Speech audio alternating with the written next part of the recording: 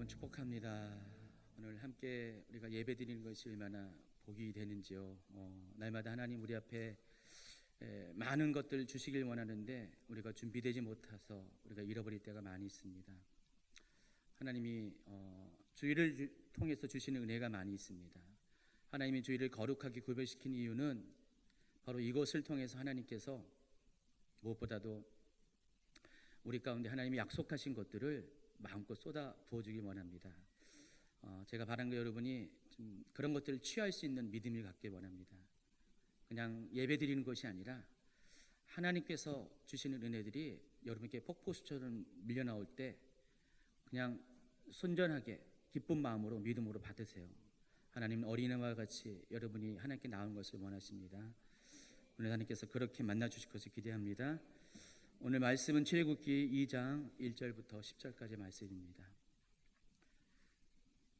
출애굽기 2장 1절부터 10절까지 말씀 우리 같이 한 목소리로 읽도록 하겠습니다. 레위 가족 중 한 사람이 가서 레위 여자에게 장가들어 그 여자가 임신하여 아들을 낳으니 그가 잘생긴 것을 보고 석 달 동안 그를 숨겼으나 더 숨길 수 없게 되매 그를 위하여 갈대 상자를 가져다가 역청과 나무진을 칠하고 아기를 거기 담아 나일강과 갈대 사이에 두고 그의 노이가 어떻게 되는지를 알려고 멀리 섰더니 바로의 딸인 목욕하러 나일강으로 데려오고 시녀들은 나일강가를 거닐 때 그가 갈대 사이에 상자를 보고 시녀를 보내어 가져다가 열고 그 아기를 보니 아기가 우는지라 그가 그를 불쌍히 여겨 이르되 이는 히브리 사람의 아기로다. 그의 누이가 바로의 딸에게 이르되 내가 가서 당신을 위하여 히브리 여인 중에서 유모를 불러다가 이 아기에게 젖을 먹이게 하리이까. 바로의 딸이 그에게 이르되 가라 하매 그 소녀가 가서 그 아기의 어머니를 불러오니 바로의 딸이 그에게 이르되 이 아기를 데려다가 나를 위하여 젖을 먹이라. 내가 그 삭슬 주리라. 여인이 아기를 데려다가 젖을 먹이더니 그 아기가 자라매 바로의 딸에게로 데려가니 그가 그의 아들이 되니라. 그가 그의 이름을 모세라 하여 이르되 이는 내가 그를 물에서 건져내었음이라 하였더라. 아멘. 지난 주간에 오랜만에 우리 연대기 성경학교 강의를 했습니다. 특별히 지난 강의의 주제가 출애굽 사건과 관련되어 있고 당연히 모세의 이야기를 했습니다. 우리가 그 강의 가운데 놓치지 말아야 될 것이 이 출애굽 역사의 주인공인 모세가 과연 어떤 영적인 의미가 있는지를 여러분이 아셔야 됩니다. 자, 모세는 이 세상을 구원하시기 위해서 하나님께서 장차 예수 그리스도를 보내실 것인데 정말로 그 예수 그리스도의 삶과 사역이 어떠한지를 우리에게 미리 알려주시기 위해서 하나님께서 택하신 바로 샘플, 모형이라는 것입니다. 그래서 모세를 통해서 예수 그리스도의 사역을 우리가 볼 수가 있습니다. 모세의 출애굽 사건 안에서 예수 그리스도께서 어떻게 이 세상을 구원하시는지, 우리가 어떻게 죄의 삶에서 구원자의 삶, 어떻게 하나님 나라에 들어갈 수 있는지를 우리가 출애굽 사건을 통해서 미리 알 수가 있다는 것입니다. 그래서 출애굽 사건은 바로 성도들의 신앙 여정을 여실히 미리 보여주는 어떤 샘플에 해당하는 것입니다. 그래서 여러분이 신앙생활에 대해서 궁금증이 많은 분들은요, 이스라엘 백성이 어떻게 애굽에서 나와서 광야 생활을 통과해서 가나안까지 그 여정을 간 것에 대해서 여러분이 잘 구약 성경을 살펴보면은 여러분의 신앙생활에 필요할 때마다 도움을 받을 수가 있는 것입니다. 자, 이런 관점에서 모세의 삶과 사역은 예수님의 그것과 굉장히 닮아 있음을 알 수가 있습니다. 그 중에서 오늘 모세의 출생과 관련된 오늘 읽어주는 본문과 관련돼서 모세의 출생은 정말로 예수님의 출생과 아주 비슷합니다. 예수님께서 이 땅에 오실 때 어떻게 했습니까? 예수님이 이 땅에 오심을 방해하는 사탄이 헤롯을 통해서 예수님을 죽이려 했습니다. 아기 예수를 죽이려 했습니다. 이와 비슷하게 모세가 출생할 때도 하나님의 계획을 방해하는 그런 사탄이 바로라는 이집트의 왕을 통해서 모세가 이 땅에 출생할 수 없도록 그 모든 것들을 막아섰습니다. 그래서 모세는 태어날 때부터 생명의 위협이 당하는 그런 상황에 직면하게 됐습니다. 출애굽기 1장과 2장 오늘 읽어드린 본문을 포함한 출애굽기 1장과 2장에는 모세 출생에 얽힌 출애굽 사건의 역사적 배경이 잘 설명되어 있습니다. 여러분, 출애굽의 시작은 요셉을 알지 못하는 새 왕의 등장으로부터 시작됩니다. 출애굽기 1장 8절을 같이 한번 보시면은 요셉을 알지 못하는 새 왕이 일어나 애굽을 다스렸다라는 말로 시작됩니다. 요셉을 알지 못한 새 왕이 누구인가에 대해서는 지난 연대기 성경 강의 때 제가 아주 자세히 설명을 했어요. 중요한 포인트는 여기서는 단수로 이야기했지만은 실제적으로는 복수의 왕들을 의미합니다. 그래서 요셉을 모르는 새 왕에 대해서 여러분 강의 듣지 못한 분을 위해서 오늘 말씀과 관련돼서 중요한 의미가 있기 때문에 잠시 설명을 하면서 오늘 말씀을 전하겠습니다. 여러분, 고대 이집트는 오래된 역사와 더불어서 수많은 왕조들이 흥망성쇠를 했습니다. 수천 년의 그런 이집트 역사 가운데 수십 개의 왕조들이 있었어요. 그 중에서 요셉과 그의 혈족들이 이집트에 정착한 뒤 또 이집트에 동화되어서 뿌리를 내려가는 그 무렵에 이집트의 정치 상황은 굉장히 혼란스러운 상황이었습니다. 이집트는 역사학자들이 말하는 이집트는 그 예수님이 오시기 전에 수천 년 동안에 세 번에 걸친 그런 왕조들이 있었습니다. 큰 의미에서. 그래서 고왕국 시대, 중왕국 시대, 신왕국 시대를 구분합니다.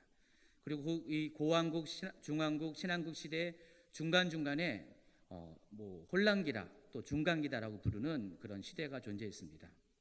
자, 이 요셉이 이집트에 들어간 바로 그때가 중왕국과 신왕국 사이에 두 번째의 혼란기에 해당하는 그런 시기였습니다. 자, 이때는 이집트 전체를 강력하게 통치하는 절대 왕조가 없었어요. 그러다 보니까 이집트에는 여러 크고 작은 왕조들이 존재했었고요. 그 중에서 그래도 좀 이렇게 가장 큰 왕국이 이집트 전체를 영향을 끼치고 있었습니다. 그래서 그런지 이집트 사회 전체가 굉장히 이렇게 허술했어요. 많이 틈이 있었습니다. 그래서 그 사이에 그 이집트 북쪽에 있는 그 가나안 땅, 또 메소포타미아 지역에서 여러 이민족들이 이집트 땅을 들어와서 거기서 자리를 잡고 터전을 누리면서 살게 되었습니다. 그때가 제12왕조부터 그런 역사가 시작됐는데, 그러다 보니까 어느 정도 시간이 흐르면서 힉소스 민족이라는 역사적으로 존재하는 민족입니다. 힉소스 민족이 이집트 땅에서 왕조를 이루면서 이집트 전체를 통치하는 시기가 왔습니다. 그때가 제15왕조라고 불리는 시기입니다.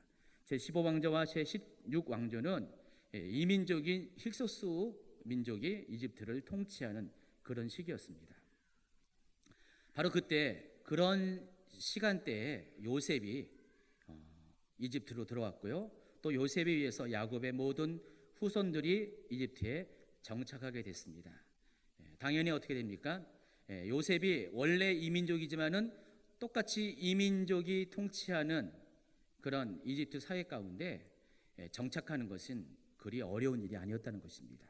우리가 상식적으로 어떻게 한 나라의 국무총리가 다른 민족의 사람이, 더군다나 종의 신분이었던 사람이 한 나라의 국무총리가 됐다는 것, 물론 하나님의 놀라운 역사 가운데 이루어지는 섭리였지만은 인간적인 눈으로 볼 때는 도저히 불가능한 것인데 이와 같은 역사적인 배경이 있었다는 것입니다. 하나님은 요셉을 애굽의 국립총리가 되게 하기 위해서 미리미리 그런 역사적인 환경들을 만들어 가신 것이고, 이것을 가리켜 하나님의 섭리라고, 세상을 운영하는 하나님의 계획이라고 우리가 말할 수가 있다는 것입니다. 어쨌든 간에 하나님은 요셉을 애굽의 국무총리가 되기 위해서 하나님의 놀라운 역사를, 세상을 구원하는 하나님의 역사를 이루기 위해서 이런 이집트의 역사들을 주관을 하셨다는 것입니다. 자, 그런데 이제 세월이 지납니다. 뭐든지 좋은 것은 영원할 수가 없습니다. 요셉과 그의 혈족들은 이집트에서 400년 동안에 뿌리를 내리고 살았지만은 점점 시간이 가면 갈수록 이집트의 정치 상황이 바뀝니다. 지금까지는 힉소스 민족이 이집트의 왕조를 이루면서 이집트를 통치했는데, 시간이 가면 갈수록 원래 토착민인 이집트 사람들이 그러한 상황을 그대로 지켜볼 수가 없는 것입니다.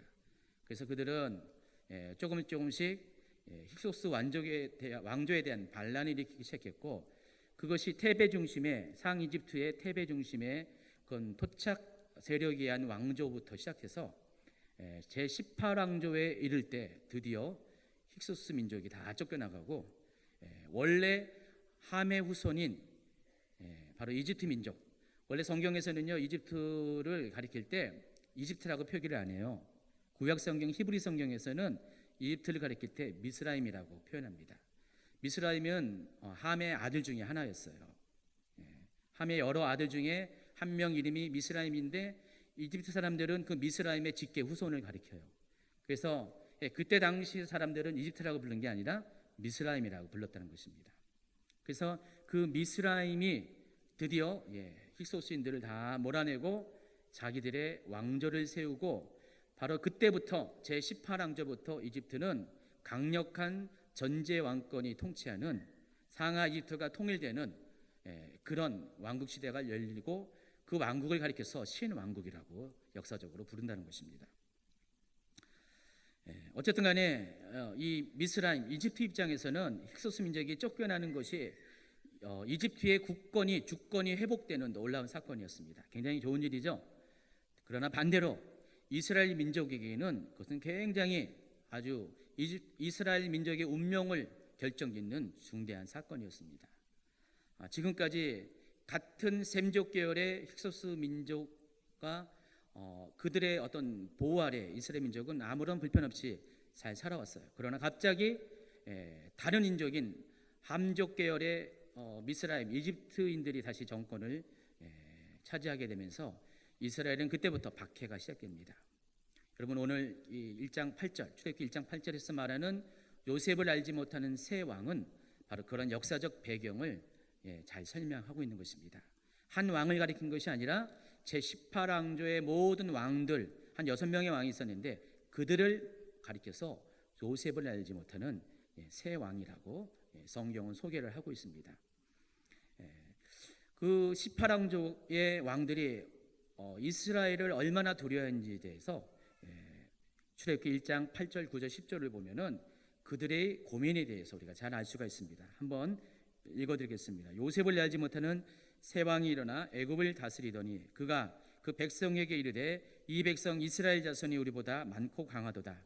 자, 우리가 그들에게 대하여 지혜롭게 하자. 두렵건대 그들이 더 많게 되면 전쟁이 일어날 때 우리 대적과 합하여 우리와 싸우고 이 땅에서 나갈까 하노라. 여러분, 구절을 보시면은요, 이스라엘 백성이 우리보다 많고 강하다 그랬습니다. 우리는 이집트 사람들 말합니다.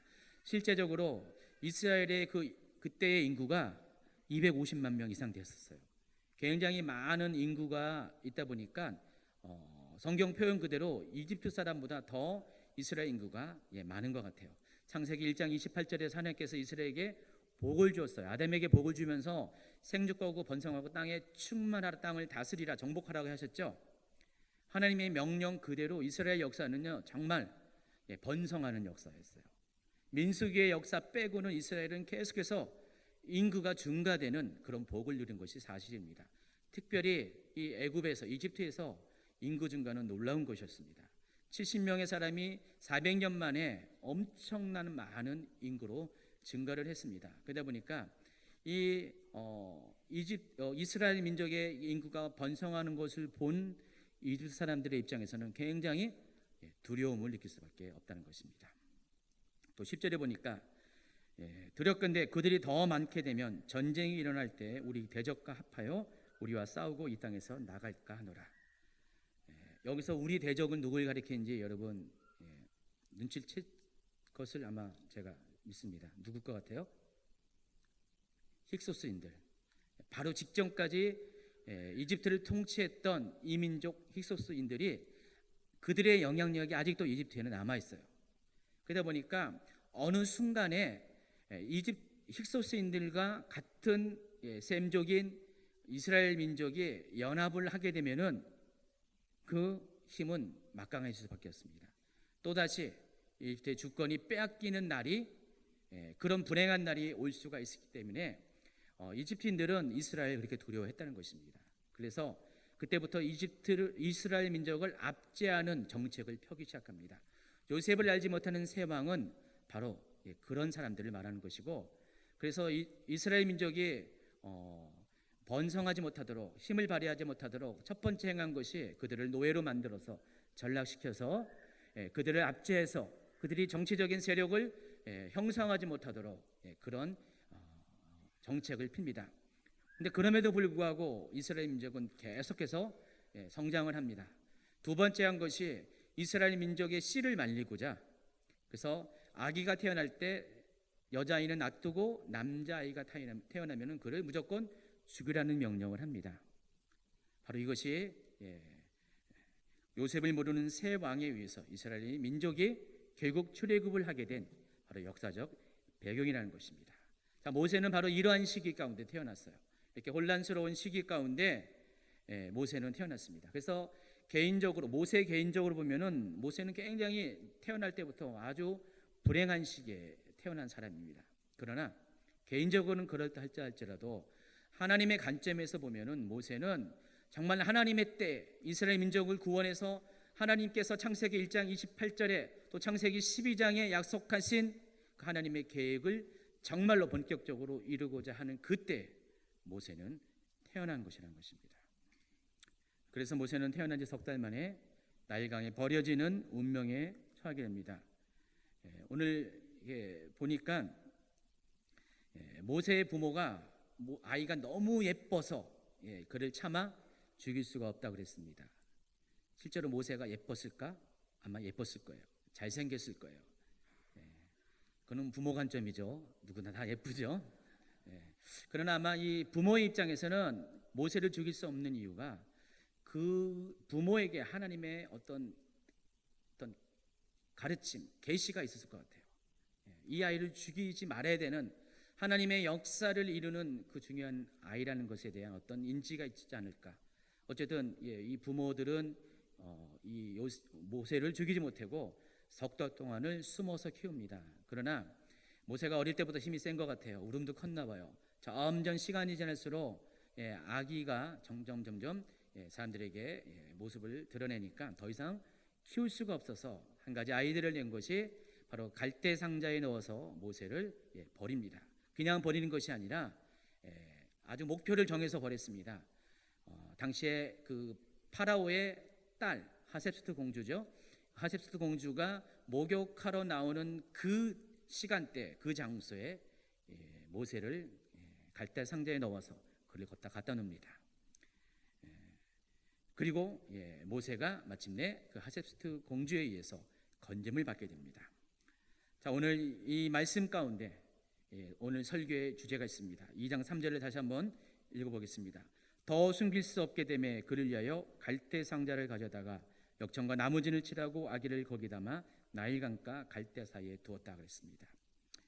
바로 여기서 오늘 설교와 관련된 아주 중요한 단어가 등장하는데 갈대 상자라는 단어입니다. 오늘 말씀의 제목이 뭐죠? 갈대 상자 안에 은총입니다. 이게 뭔 뜻인가? 여러분 궁금해했죠? 궁금합니까? 풀어주겠습니다. 그래서 이 갈대 상자에 해당하는 히브리어 단어가 테바라는 단어입니다. 이 테바라는 단어는 이곳에만 쓴 것이 아니라 다른 곳에도 사용했습니다. 그런데 구약 성경에서 히브리 성경에서 딱 두 군데만 이 테바라는 단어가 등장합니다. 오늘 본문 말씀에서 갈대 상자라고 이렇게 번역을 한 것과 동시에 노아의 홍수 사건에서 바로 노아의 방주를 이야기할 때 그 방주에 해당하는 단어가 테바라는 단어입니다. 갈대 상자도 테바고 방주도 테바입니다. 그래서 이 갈대 상자와 이 노아의 방주는 같은 단어를 사용했기 때문에 당연히 공통점이 있을 수밖에 없다는 것입니다. 그래서 이 두 가지 단어의 공통점은 어떤 것이냐면 첫 번째가 갈대 상자도 그렇고 테바도 노아의 방주도 그렇고 혼자 스스로는 움직일 수 있는 동력이 없다는 것입니다. 돛도 없고요, 노도 없고 아무것도 없이 그냥 자기 혼자서는 전혀 움직일 수 없는 그런 동력이 없는 그런 배라는 것입니다. 또 한 가지는 방향을 정할 수 있는 키가 없어요. 운전대가 없다는 것입니다. 여러분 상식적으로 그런 배가 있다면 여러분 타겠습니까? 전혀 움직일 수도 없고 어디로 갈지도 방향을 정할 수 없는 바로 그것이 테바입니다. 모세는 바로 그 테바에 놓여졌어요. 또 노아의 8 식구도 똑같이 그런 테바에 놓여졌습니다. 사이즈만 다를 뿐이지 똑같이 그들 모두는 테바에 자신의 운명을 맡겼다는 것입니다. 어쨌든 테바는 이런 특징을 보면은 테바는 굉장히 불안정한 환경을 우리에게 의미합니다. 스스로 아무것도 할 수 없는 환경. 때로 여러분 그런 환경에 접할 때가 있잖아요. 아무것도 내가 할 수 없는 그런 상황들. 바로 여러분은 테바에 승선하게 된 겁니다. 정말 내가 어떻게 내 스스로 방향을 정해서 나아갈 수 없는 그런 상황들 있죠. 바로 여러분이 테바라는 배에 여러분이 승선하게 된 것입니다. 자, 그러나 그럼에도 불구하고 노아의 가족이 멸망당했습니까? 오히려 모든 세상 사람들은 멸망을 당했어도 테바 안에 있는 구원의 방주 안에 있는 노아의 가족들은 구원을 받았습니다.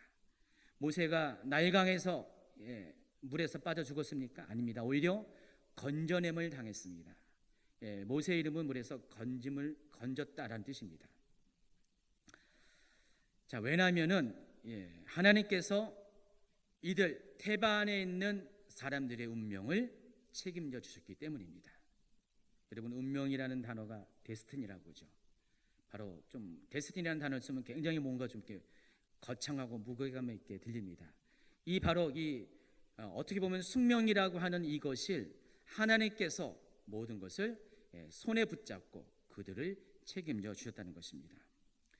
비록 테바 안에는 자기 스스로 결정할 수도 없고 움직일 수도 없는 막막함이 있었지만은 하나님께서 그들의 힘이 되어 주셨고 그들이 나아갈 방향이 되어 주셨기 때문에 어쨌든 간에 테바 안에 있는 사람들은 하나님의 그 전능함을 통해서 구원을 받았다는 것입니다.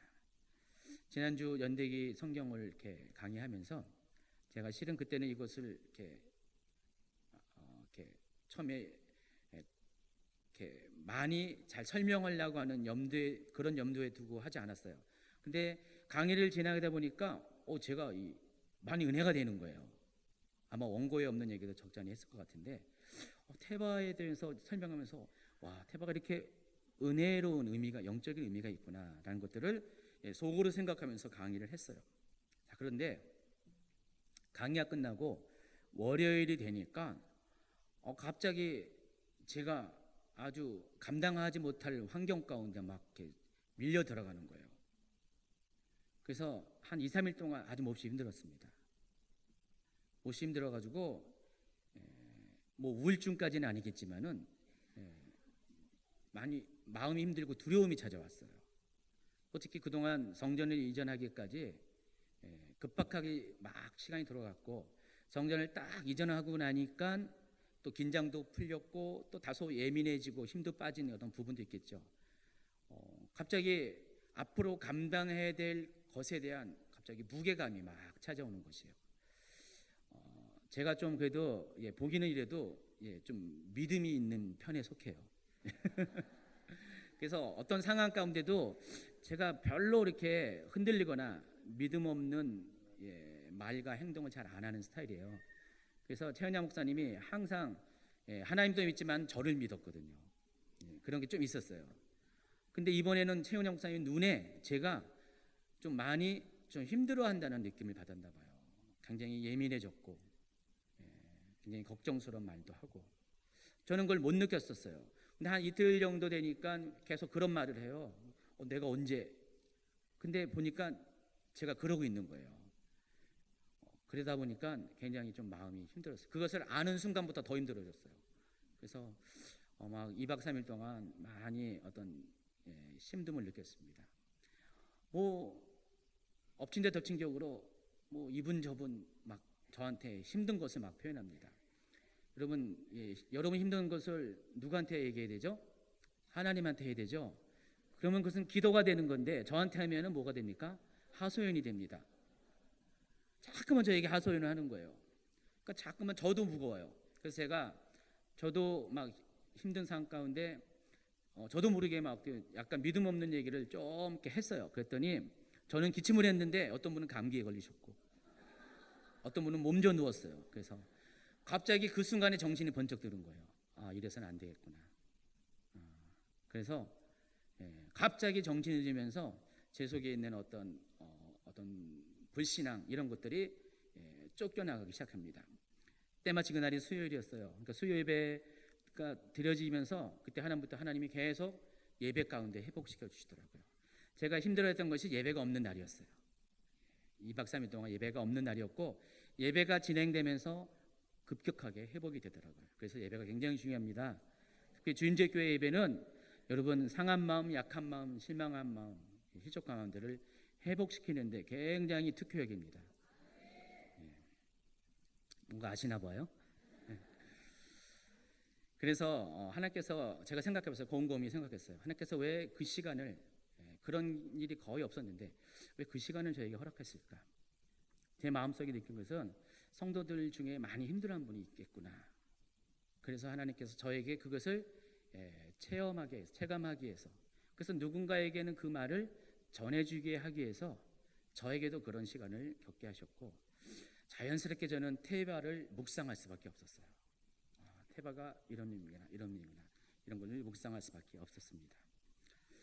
그래서 테바와 관련해서 오늘 제가 개인적인 간증을 좀 나누도록 하겠습니다. 말씀드렸듯이 제가 2박 3일 동안 좀 힘들었다 그랬습니다.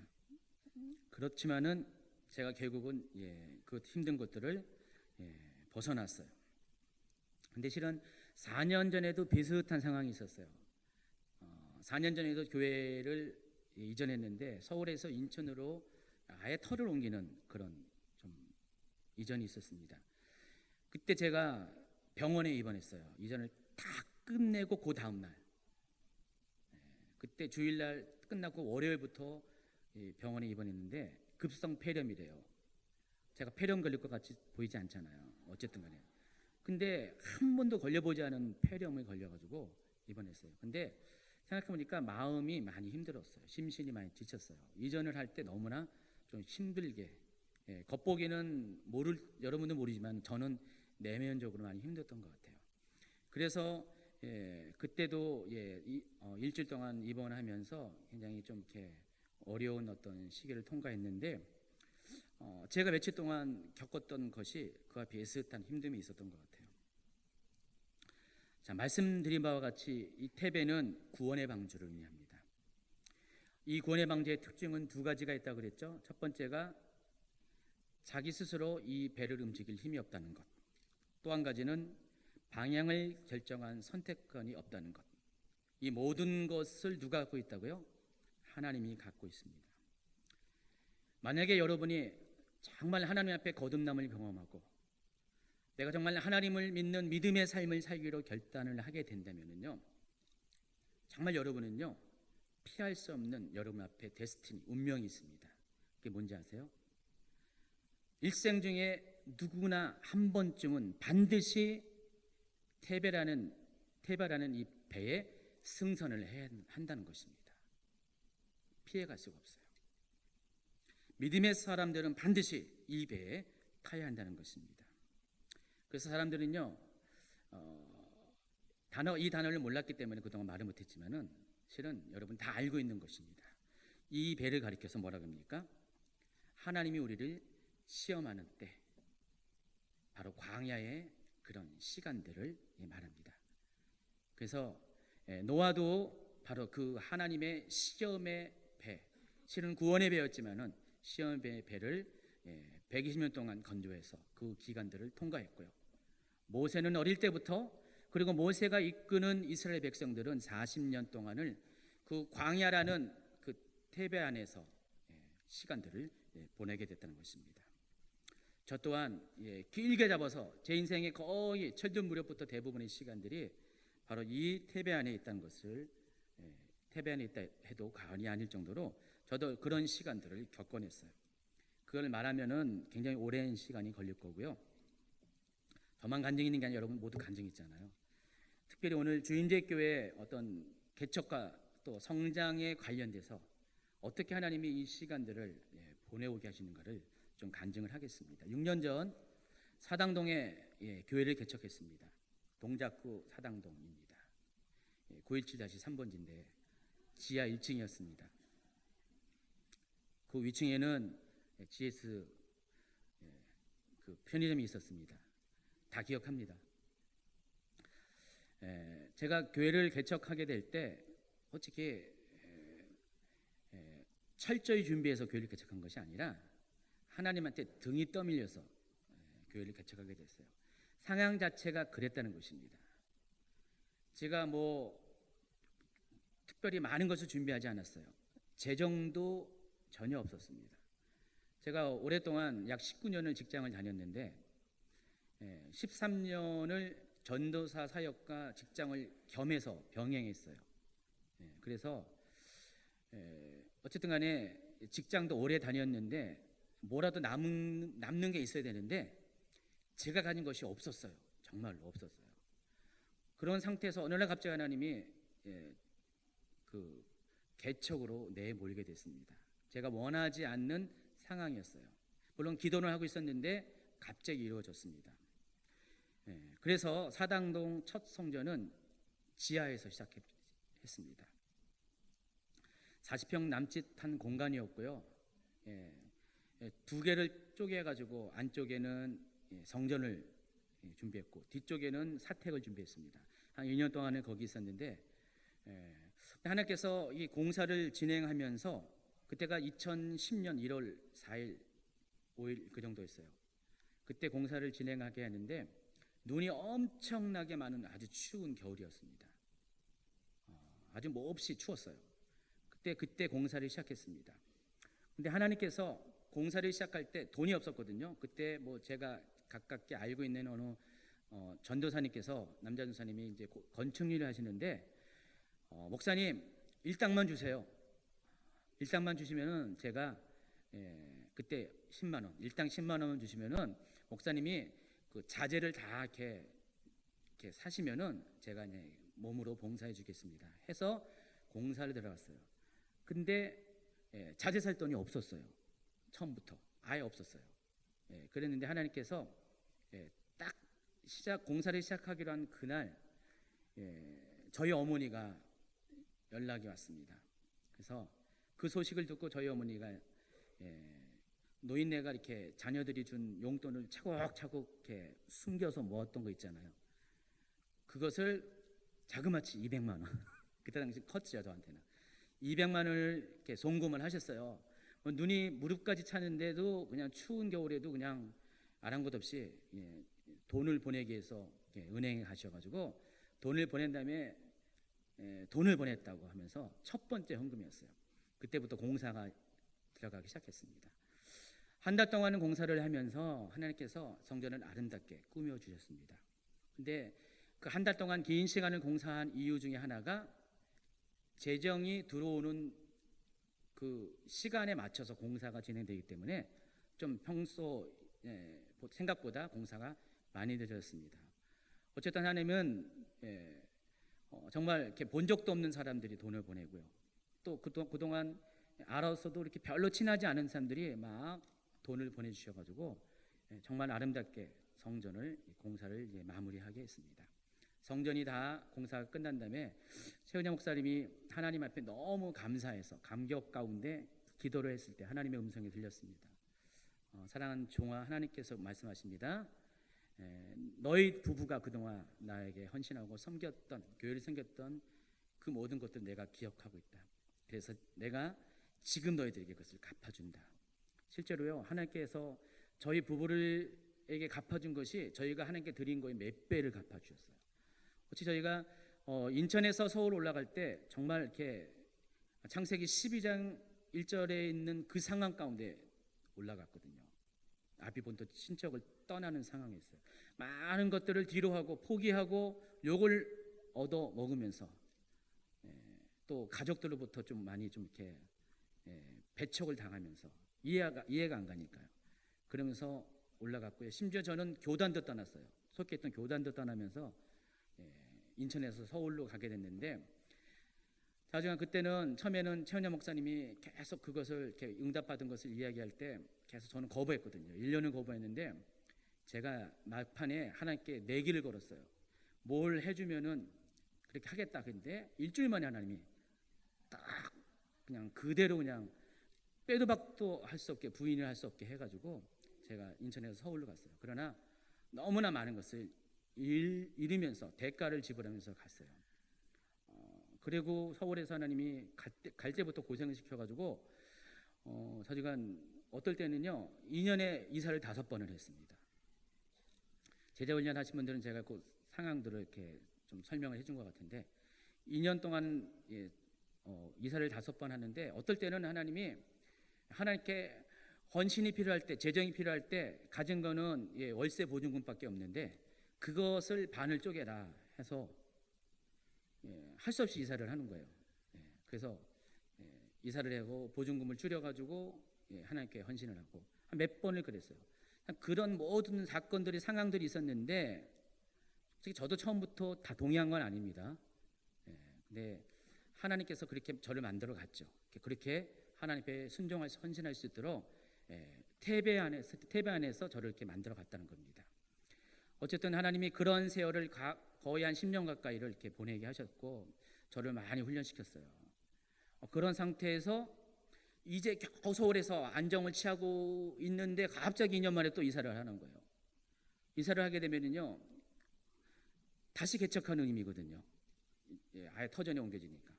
어쨌든 하나님이 2년 만에 그렇게 하라고 했어요. 그래서 그때 제가 많이 힘들어서 그렇게 폐렴까지 걸려서 병원에 입원하는 것 같아요.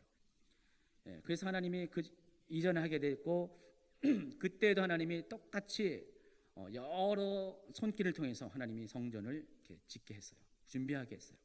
그리고 2년 동안 거기서 목회를 했는데 또 2년이 차니까 또 이전을 하라는 거예요. 그것도 갑자기예요.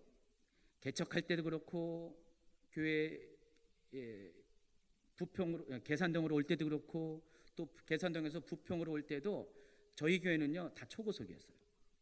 다 한 달 안에 다 끝났어요. 웬만한 게. 그리고 아무것도 준비되진 않은 상황, 저축한 것도 아닌데 하나님이 무조건 일을 꾸미시고 진행하시고 또 하나님이 돈을 보내주시는 거예요. 사람들을 보내주셔가지고요. 감사한 것은 계산동에서 부평으로 올 때는 부흥에서 왔습니다. 더 이상 앉을 자리가 없어가지고요. 아시죠? 아주 그냥 사람이 치였어요. 좁은 공간에 지나가면 부딪혔어요.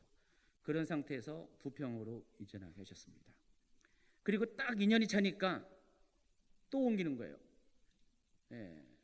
제가 생각하지도 못하고 상상하지 못하고 기대하지 못하는 바로 이 장소로 옮겨주신 것입니다. 이것도 2년이에요. 저희는 교회는 2년과 2년이 많습니다. 그래서 하나님이 이곳을 옮기게 할 때도 이때도 하나님이 또 부흥시켰고요. 역시 모아놓은 재산이 없었어요. 교회에 재정이 없었는데 하나님이 정말 이렇게 여러 손길을 통해서 정말 감당하기 힘든 것들을 이렇게 감당하게 해서 여기까지 보내어 주셨다는 것입니다. 자, 이런 시간을 겪다 보니까 이런 특별히 교회와 관련된 모든 간증들이 이 하나님의 갈대 상자, 구원의 방주와 방주 외에는 설명할 방법이 없다는 것입니다. 저는 아무런 힘도 없었어요. 제 능력이 없었어요. 돈도 없었어요. 그리고 어떻게 향해 나아갈지 방향도 몰랐는데 하나님은 그때마다 움직이게 하시고 걸어가게 하시고 사람을 보내주시고 재정을 보내주시고 모든 환경들을 만들어 주셨다는 것입니다. 바로 이것이 태바입니다. 하나님께서 저와 여러분을 태바 안에 갇혀 있게 하신 이유가 있습니다. 신명기 8장 1절, 2절, 3절, 4절을 제가 여러분에게 읽어드리겠습니다. 내가 오늘 명하는 모든 명령을 너희는 지켜 행하라. 그리하면 너희가 살고 번성하고 여호와께서 너희의 조상들에게 맹세하신 땅에 들어가서 그것을 차지하리라. 내 하나님 여호와께서 이 40년 동안에 내게 광야길을 걷게 하신 것을 기억하라. 이는 너를 낮추시며 너를 시험하사 내 마음이 어떠한지 그 명령을 지키는지 지키지 않는지 알려 하심이라. 너를 낮추시며 너를 줄이게 하시면 또 너도 알지 못하며 내 조상들도 알지 못하던 만나를 내게 먹이신 것은 사람이 떡으로만 사는 것이 아니요 여호와의 입에서 나오는 모든 말씀으로 사는 줄을 내가 알게 하려 하심이니라. 이 40년 동안에 내 의복이 헤어지지 아니하였고 내 발이 부르트지 아니하였느니라. 오늘 말씀 속에 하나님이 왜 테바라는 광야를 여러분에게 허락했는지를 여러분 충분히 이해할 수 있을 것입니다. 첫 번째는 하나님이 여러분을 하여금 광야에 여러분의 삶을 인도하신 이유는 여러분을 낮추기 위함입니다. 낮춘다는 것은 하나님 앞에 자신을 낮춘다는 것은 그로 인해서 하나님의 높임을 받는 것이고 하나님이 높임을 받을 때 하나님이 영광을 받으시고 그 영광의 주님을 여러분이 만날 수 있기 때문에 우리가 하나님을 만날 때 제일 처음에 하나님이 하시는 것은 여러분을 낮추시는 작업이십니다. 낮추시며 시험하사 하나님을 향한 여러분의 마음이 어떠한지 정말로 어떤 상황 가운데서 여러분이 하나님을 사랑하는지 그 사랑을 어떻게 드러냅니까? 하나님이 어떤 명령을 하든지 그것을 지키는 사람이 하나님을 사랑하는 거잖아요. 내 기준이 아니라 내 판단이 아니라 내 사고로 결정하는 것이 아니라 정말로 하나님의 말씀에 의해서 내 삶이 결정되는 선택을 하게 되는지를 알고 싶어서 정말 그런지 우리가 평상시 때는 잘 몰라요. 제가 사람을 겪어봐도요 사람은 겪어봐야 한다고 명언입니다. 하나님도 여러분을 겪어봐야 하셔요. 그래서 하나님도 여러분을 알기 위해서 하나님도 여러분을 겪게 하기 위해서 그런 상황들을 허락하신다는 것들을 기억하기 바랍니다. 여러분 인생이 너무 편하고 아무 일도 없는 분들 좋은 거 아닙니다. 하나님이 여러분에게 큰 관심이 없다는 증거이기도 합니다. 하나님이 여러분이 관심이 있으면은요 관심이 있는 만큼 겪으시려고 하는 환경들을 주세요. 이것이 테바라는 것입니다. 그것이 인생 가운데 광야로 펼쳐지는 것이에요. 굉장히 끝도 모르는 척박한 곳으로 펼쳐지는데 하나님은 바로 그곳에서 여러분을 시험하십니다. 정말로 그리할지라도 여러분이 하나님을 사랑하는지를 확인하시기를 원하신다는 것입니다. 둘째입니다. 사람이 떡으로만 사는 것이 아니라 사람은 떡으로 사는 거 맞잖아요. 떡 없으면 어떻게 삽니까? 아까 오기 전에 떡 먹었어야죠. 누가 목양실에 갖다 놨더라고요. 9시 예배 드리고 11시 예배 드릴 때 때로 힘이 없어서 막 말이 꼬일 때가 있거든요. 떡을 먹으니까 막 힘이 나네요. 지금 사람이 떡으로만 사는 거 맞습니다. 그러나 그게 전부가 아니죠. 그보다 더 중요한 것이 여호와의 입에서 나오는 모든 말씀으로 사는 줄을 알게 하시기 위해서, 다시 말해서 여러분의 인생의 주도권, 여러분의 삶의 능력들이 하나님이라는 것을 깨닫게 하기 위해서 광야를 허락하신 것입니다. 광야는 정말 하나님의 도움 없이는 살 수가 없는 곳이거든요. 그 수백만의 사람들이 매일같이 하늘에서 내려오는 만나, 때로는 반석을 쪼개어서 나오는 생수, 이런 것이 없이 어떻게 살아갈 수 있습니까? 여기 보니까 4절에 보니까 내 의복이 40년 동안 헤어지지 않았다. 급하게 나오는 바람에 옷도 없었어요. 근데 40년 동안 그 옷 그대로 입었다는 것이죠. 또 발도 부르트지 않는 그런 놀라운 초자연적인 기적들을 하나님이 허락을 하셨습니다. 그러므로 지금 내가 하나님의 갈대 상자 곧 테베 안에 승선하고 있음을 혹시 여러분이 깨달았다면 어떻게 반응하십니까? 여지껏 그런 것처럼 하나님 원망할 것입니까? 하나님 왜 나를 시험하세요? 억하심정이 있어요. 저 사람은 예뻐하고 왜 나만 이래요? 왜 나만 언제까지? 그런 하나님에게 질문을 할 것입니까? 아닙니다. 깨달은 자는 내가 테바 안에 있는 것들을 인정하고 감사로 곧바로 반응을 해야 한다는 것입니다. 제가 겪어봤잖아요. 제가 인생의 많은 시간들을 하나님이 이미 테바 안에 있게 하셨는데 그렇게 감사하지 못했어요. 하나님 원망했고요. 사람들도 원망하고 막 그랬는데 본격적으로 목회를 하게 되면서 이 개척을 하게 되면서 저는 테바에 있는 것이 너무나 행복한 것이라는 것을 아주 절감했습니다. 솔직히 개척하고 1년 후에 1년 동안 저희 부부는 너무 행복했어요. 왜 행복했는지 아세요? 사람도 별로 없었잖아요. 늘 같이 있었어요. 낮밤으로 같이 있었습니다. 그리고 하나님이 오히려 여유가 있게 하셨어요. 지금처럼 꽃피는 봄이면은요, 막 여행도 가게 하시고 돈도 없는데 하나님 막 보내주세요. 가지고 여유로운 시간을 보냈어요. 제가 인생에 그때 뭐 오래 살지 않았지만은 처음으로 여유라는 것이 뭔지를 알고, 개척하면 다 힘들다고 했는데 하나님이 개척하니까 정말 여유 있는 시간을 보내게 하셨습니다. 그래서 저는 테바에 승선할 때부터 정말 감사가 있었어요. 그리고 그때부터 하나님에 대한 신뢰가 아주 분명해졌어요. 하나님은 언제나 나보다 앞서 행하시는 하나님, 언제나 내가 염려하지 않아도 하나님은 채워주신 하나님을 자그만 어떤 그런 사건을 통해서 제가 많이 경험했습니다. 저는 몰랐었는데 지난주에 제가 카페 주임대 교회 일기를 썼는데 3년 동안 읽고 있었는데 그 개척할 때부터 3년 동안 쓴 일지를 누군가가 딱 답글을 달하는 바람에 제가 알게 됐잖아요. 그걸 보면서 정말 내가 그때 행복했었구나, 감사가 넘쳤었구나, 정말 그 테바 안에 있는 그 감격을 내가 누리고 살았구나라는 것들을 제가 다시 한번 이렇게 깨닫는 시간을 가졌거든요.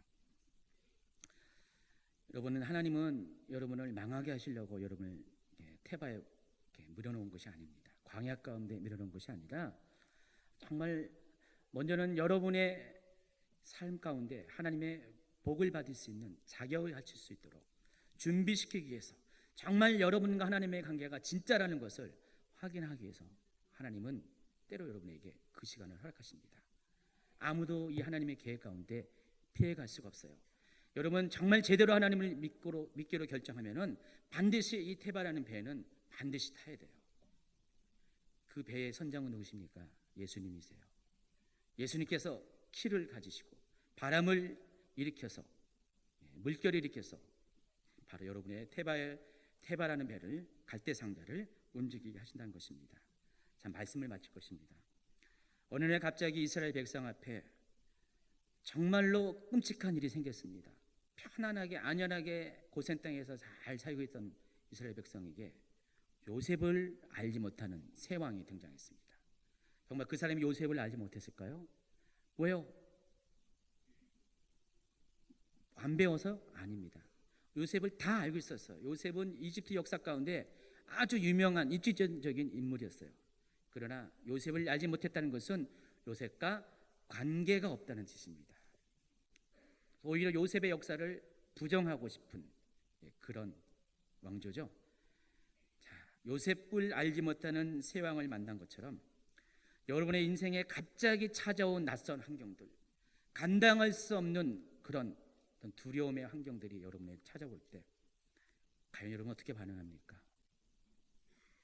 두려워합니까? 무서워합니까? 도망가려고 합니까? 때로는 세상에 갇혀있는 그 답답한 것처럼 여러분을 하여금 광야라는 막혀있는 공간에, 끝도 없는 그런 고난의 그런 땅에 여러분을 하나님이 갇히게 할 때 여러분 어떻게 합니까? 원망합니까? 이스라엘 백성이 한 것처럼 하나님을 시험합니까? 또 인생이 나아갈 길을 전혀 예측할 수 없도록 사방이 막혀있는 그런 환경 가운데 여러분이 놓였을 때 여러분 정말 낙심합니까? 아니에요? 그렇게 하잖아요. 하고 있는 거 많이 들었는데, 하소연 많이 들었다니까요. 하소연 많이 들었습니다. 하소연이 저를 많이 힘들게 하거든요. 그렇다면 여러분은 지금 하나님의 갈대상자, 구원의 방주 테바 안에 승선하는 것을 여러분 기억하시기 바랍니다. 그래서 여러분 옆에 분들한테 지금 인사하세요. 웰컴 투 테바. 테바에 오른 거 환영합니다. 정말 축복입니다, 여러분. 여러분 정말 말 그대로 테바는 하나님의 은총이에요. 하나님의 축복입니다. 하나님이 끝까지 여러분이 거기서 머물게 하신 것은 아니에요. 어느 순간 하나님이 거기 하차시키세요. 하선시킵니다. 하선식 끝에 여러분의 모습은 많이 바뀌어져 있는 것을 여러분은 알게 될 것입니다. 과거에는요, 너무 나약했어요. 힘이 없었어요. 자기밖에 몰랐어요.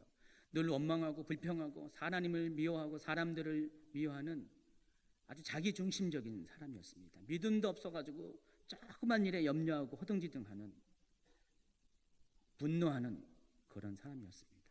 그러나 한번 테바의 삶을 진하게 겪고 나온 사람들은요, 달라져요. 정말 겸손해져요. 정말 낮춰져요. 어딜 내놔도 정말 하나님의 온전한 사람으로 하나님의 아들이라 일컬음을 받는 그런 화평한 자로 바뀌게 된다는 것입니다. 그래서 여러분, 그 안에서 절대로 당황하지 마십시오.